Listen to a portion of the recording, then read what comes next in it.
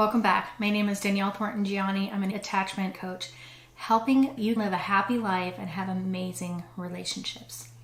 Today I want to talk about avoidance techniques and how we stop this pattern of avoiding things that are either overwhelming, slightly uncomfortable, or even very uncomfortable. The brain seeks comfort and wants to avoid discomfort, which is why a lot of people struggle with addictions and avoidance techniques, because it teaches us to run away from those things that are uncomfortable. The brain isn't always directing us in the right direction. It can sometimes direct us in the wrong one. And a pattern of avoidance in life, relationships, is going to negatively affect your life more and more over time. If you stop avoidant patterns, what's going to happen is it may be uncomfortable at first and hard to do, but with time and practice, you're going to build comfort and confidence in whatever that situation is. So if people are helping you and encouraging you to avoid or run away from uncomfortable situations, whether that situation feels extremely uncomfortable and anxiety provoking, or whether your brain is just making rational excuses for not doing it, there are different levels of discomfort here. The more you do that, the worse it's going to get, and it will negatively affect your life. So your goal needs to be to stop avoiding all things that cause discomfort.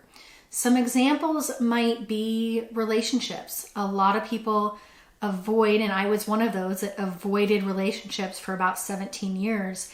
I didn't realize I was anxious. I didn't realize it was fear-based. My brain was coming up with rational excuses like, I'm just going to focus on school, or I want to make friends first, or I'm just not attracted to that partner, we're not compatible. It all seemed very rational. Unconsciously, it was fear and discomfort. And it didn't start really affecting my life until my late 30s, when I realized I was the common denominator as to why I wasn't married or had kids yet, which was a goal of mine. Sometimes that discomfort shows up in just being overwhelmed with housework or at our job, where we tend to procrastinate and avoid instead of doing it anyway.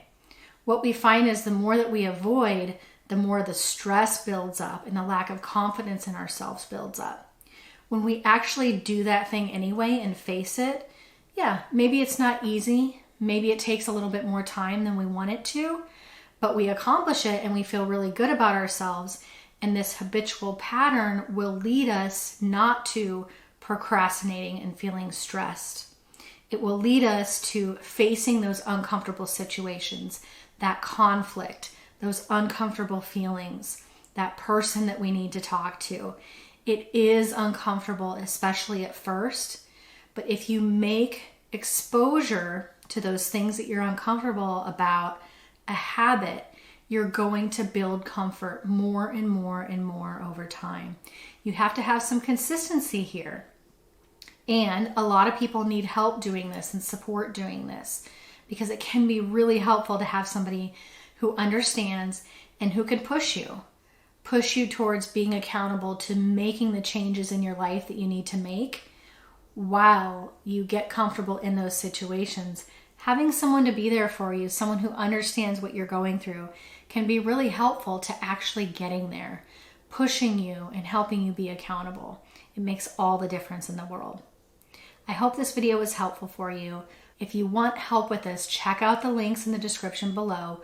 We're here to help you. I promise you can build so much change and confidence in your life and reach those goals that you're wanting to reach. We're here to help you. We'll talk to you very soon.